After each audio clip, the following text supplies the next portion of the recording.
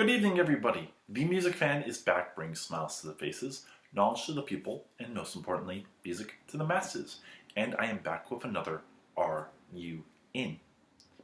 Now, you probably have noticed that I haven't been putting out a lot of material recently. And it's not because I haven't had any albums to review. On the contrary, I have a lot of albums in my back catalog that I would love to talk about. The only problem is I've just been super busy with a lot of different things, and I haven't had the time to record or edit the way that I would like to. The times I've been trying to sit down and record video, either I've been talking a little bit too long or I haven't been getting my thoughts out in the most concise way possible. But that is going to change this weekend and next week. I have a little bit more time this weekend and next week, and I have a lot to record. So the plan is I am going to put out 6 videos in a row. Today, Sunday, Monday, Tuesday, Wednesday, Thursday.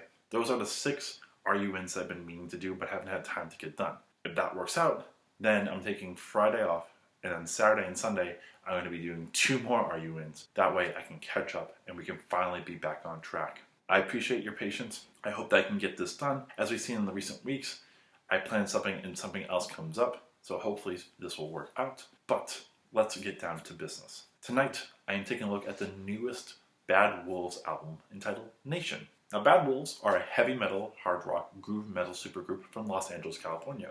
Members including Tommy Vex on lead vocals, Doc Coyle on lead guitar and backing vocals, Chris Kane on rhythm guitar, Kyle Conkeal on bass and backing vocals, and John Buckland on drums. If you remember me talking about this band, it's because last year I looked at their debut album, Disobey. This is an album that I listened to on a whim. When I was listening to other albums, I had noticed that a certain video would always keep popping up in my feed saying that I should listen to it. And that was the Bad Wolves cover of the Cranberries' quintessential song, Zombie.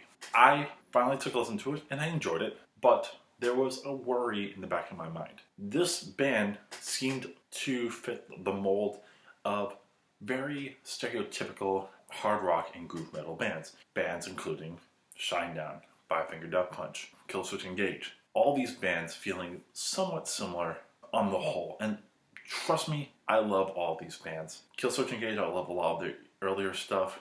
Hell, Five Finger Death Punch, I love the album American Capitalist. I love the album before that as well. And Shinedown had a lot of great stuff at the beginning. But those are all bands that, whether or not you want to admit it, they do have very formulaic sounds and sounds that haven't really changed in terms of future albums or have become so mainstream and sterilized that they just don't sound great. I was worried that this was going to be another one of those cookie cutter bands.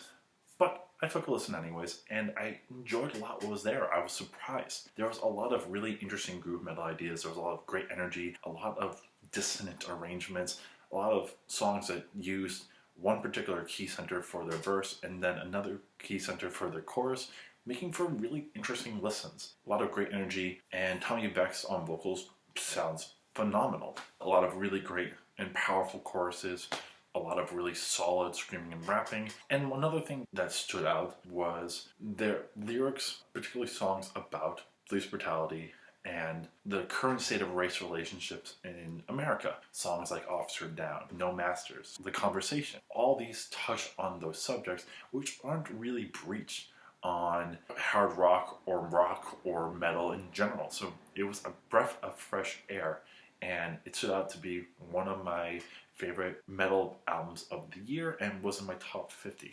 However, I did see some things that I was worried about. In particular, Zombie, Remember When, and Hear Me Now. All 3 of them solid singles, but felt like very cliched and average songs in hard rock. They didn't really do much to stand out from the field, and I was worried that this could be a sign of where this band could go, especially with Zoltan Bathari being the producer of this band, who is one of the members of Five Finger Death Punch.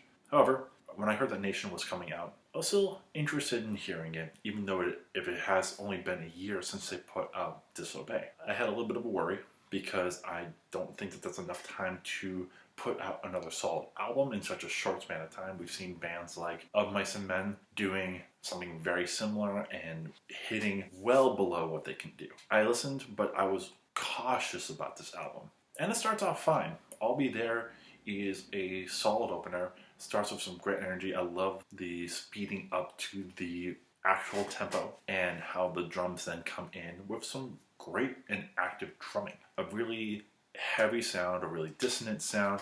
Tommy Vex is scream rapping on this part. The chorus is one of the standout choruses. Even some great lyrics talking about how white people seem to be afraid of minorities getting an equal playing field in America and in society. Solid opener. However, the rapping seems a little bit sterilized. And what I mean by that, it feels a little bit more produced than usual. It feels a little bit more simplistic.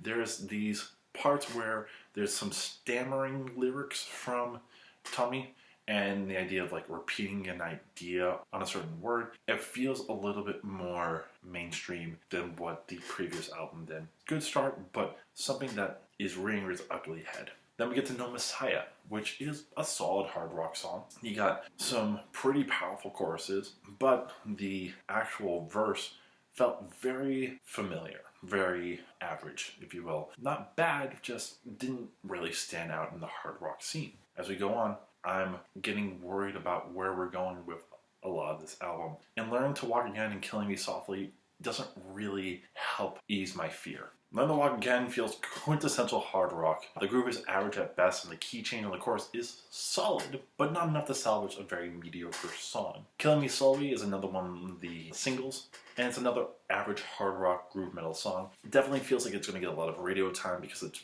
perfect for that. And at least the groove is decent. The chorus has some solid drum work, but the verse is pretty standard with a pretty lackluster guitar solo. There's a nice vocal overlay at the end of the bridge going back into the last chorus, which gives it a little bit more life, but again, it doesn't really stand out in this hard rock scene. Then we get the Better Off This Way, which is a traditional hard rock ballad. At least it feels different because it has a different vibe than everything else on the album so far. It's a good build, especially when the guitar picks up at the bridge. However, it still doesn't stand out in the hard rock ballad scene. We do get a quick reprieve with For a Friend, which is another solid lyrical song about dealing with drug addiction and its consequences. This one is a harder song, feeling a little bit more like I'll Be There. Tommy Vex is rapping on this song. Again, he's doing solid. Has a decent chorus, but again, this feels sterilized.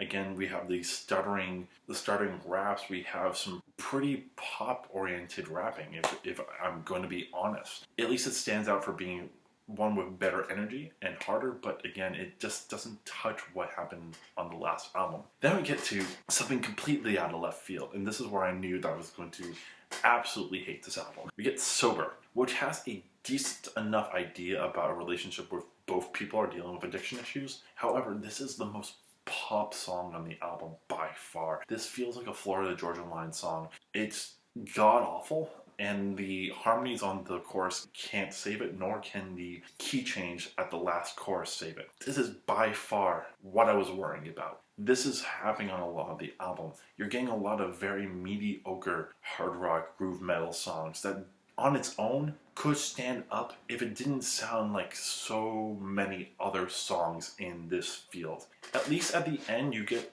a few songs that do a little bit better.